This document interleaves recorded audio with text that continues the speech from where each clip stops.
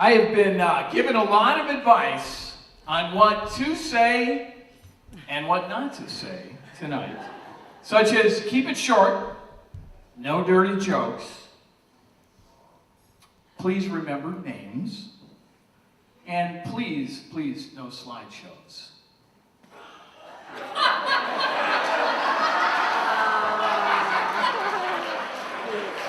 Oh, I don't know.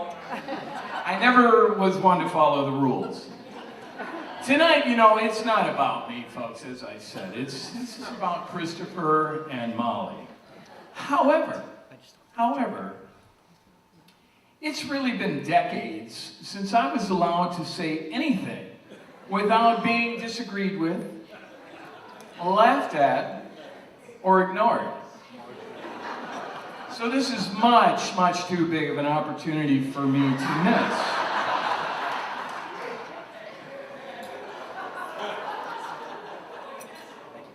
I can say what I want. This is my speech, and I've got the microphone.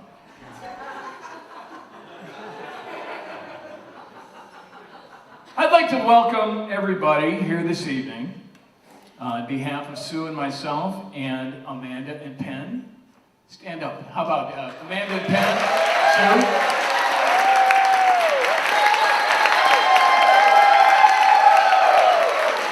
I know we're not worthy.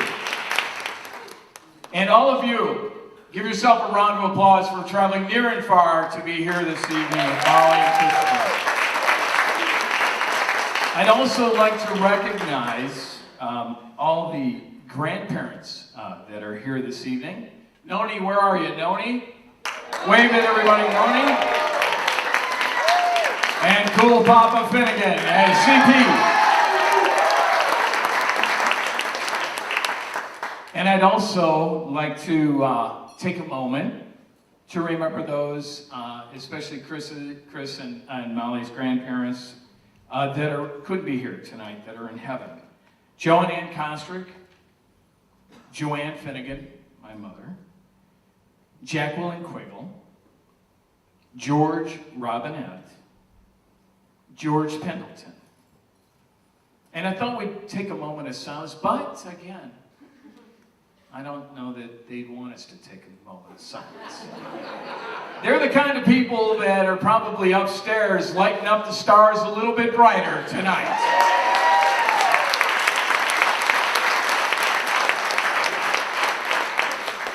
They're the kind of people that are brightening up the stars for all of us to dance the night away. Ladies and gentlemen, have you seen the light?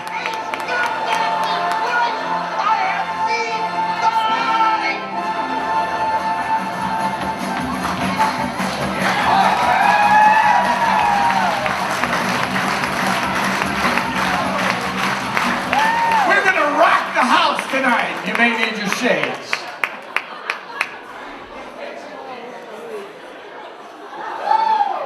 This is not your typical Father of the Bride speech, you may have noticed.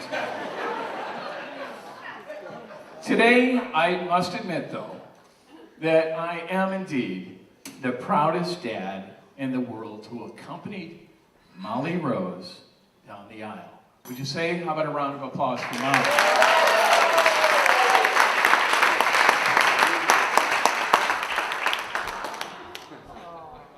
I know she doesn't like that picture, but I do. But, again, I say but. It's not all about Molly tonight. No?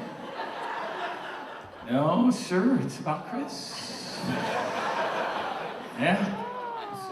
This may not be may not be a toast now, it may be a roast. Last night was the rehearsal dinner.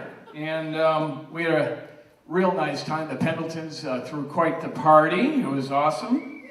And Chris and I had that special moment that I was able to pull him to the side and have a little chat with him, kind of about taking care of Molly. And, I thought this conversation would help ease into the day. So this is a little bit about how that conversation went. right, now look, Father. I won't bet you that. That's what 19 months of Vietnamese prison camp will do to you. But I will be watching you, studying you. If I find that you are trying to corrupt my firstborn child, I will bring you down. I will bring you down to Chinatown.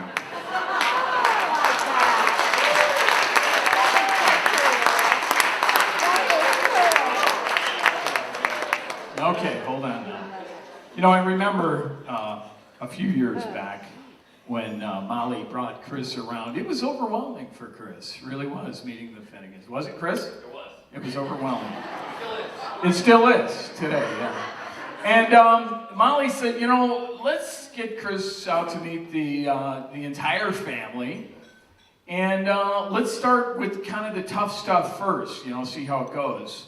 So she took Chris to meet the short-tempered, short-statured Uncle Dan O'Grady. You know what I mean. Short-tempered, short-statured. This is a little bit how that encounter went. So I suggest you wipe that stupid smile off your face before I come over there and smack it off.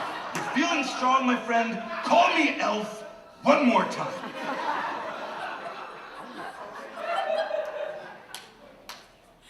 He's an angry elf.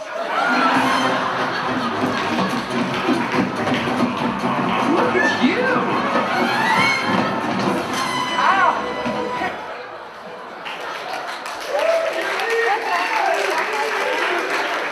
So, UD, yeah. I thought Michael Fox might like that clip.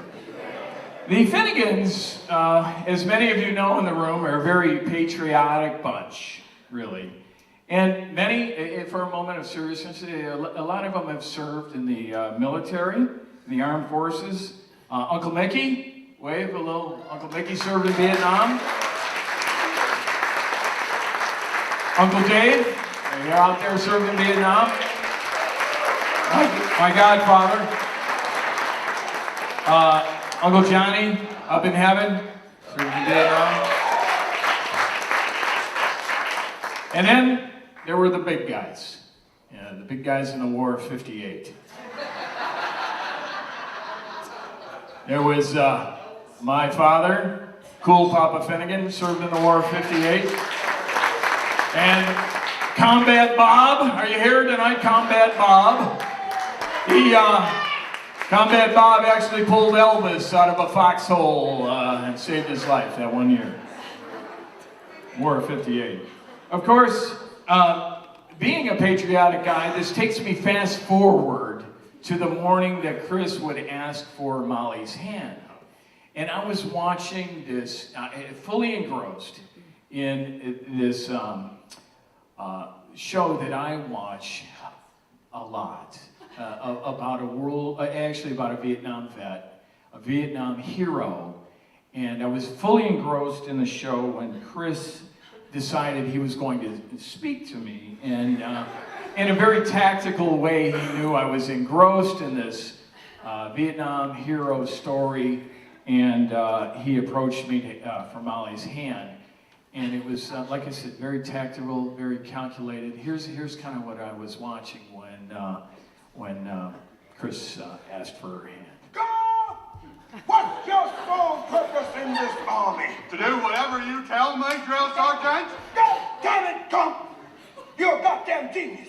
That's the most outstanding answer I've ever heard. You must have a goddamn IQ of 160. You are goddamn gifted. So that was what I was watching, but here's kind of really what I heard.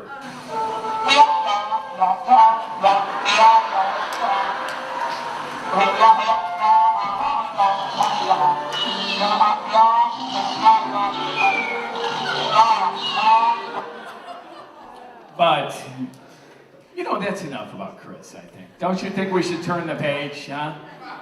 All right, let's turn the page to Molly.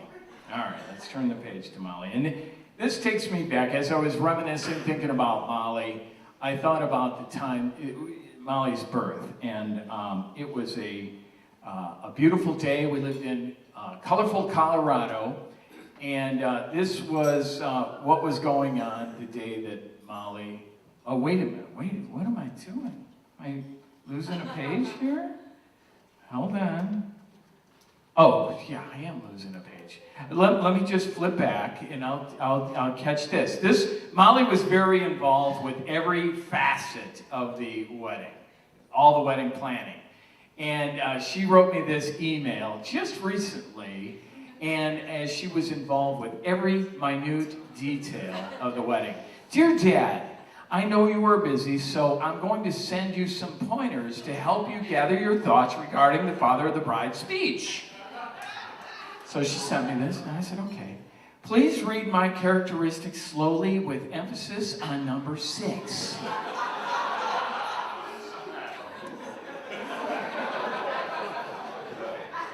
Love you so much, Molly. Please don't screw this up.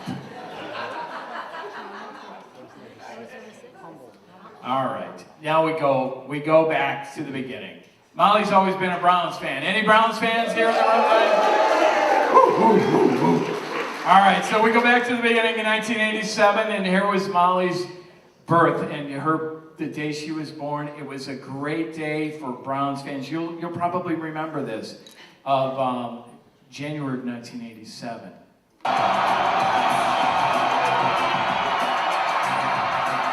Touchdown, Mark Jackson. It took Elway 5 minutes and 6 seconds to complete the drive. Probably why Sue gave birth the next morning, because it was just too much for her to handle. After many moves from colorful Colorado, Molly was growing into a fine young lady and a great athlete. Molly was involved with basketball, lacrosse, field hockey, and even baseball.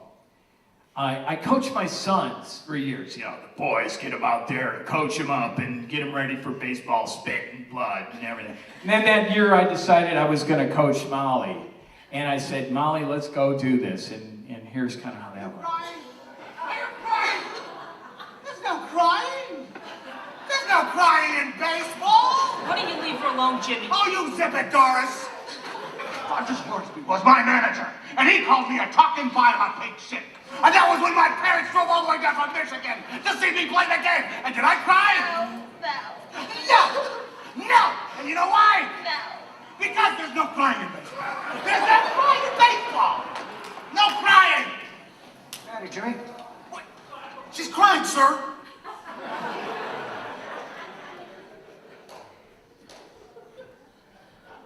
Through Molly's years, she met some wonderful hooligan friends at Mags and at OU, and still friends today. A lot of them are here in the room tonight. And good beer drinking friends, endless summers, rock and roll, country music. Everyone back then was sporting their shiny new beer goggles. You guys remember the beer goggles back in, huh? Brad Guthrie, where you at? You had some cool beer goggles back then.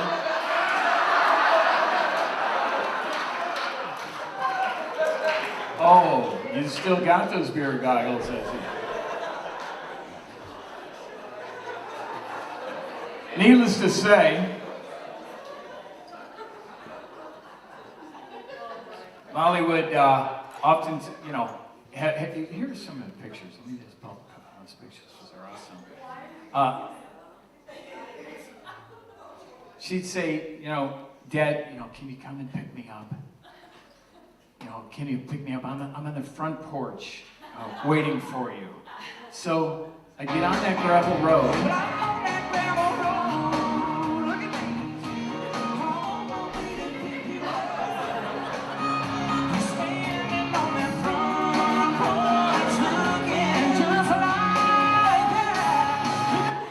That was kind of our song. I know it doesn't make sense to a lot of people. All right, I'm going to wind this thing up. All right, so you guys all know this song. I've got sunshine on a cloudy day. When it's cold outside, I got the month of May. I guess you'd say, can you help me? What can make me feel this way? My girl, my girl, my girl. Talking about my girl. Everybody hold their glasses up, huh? All in all, I'm not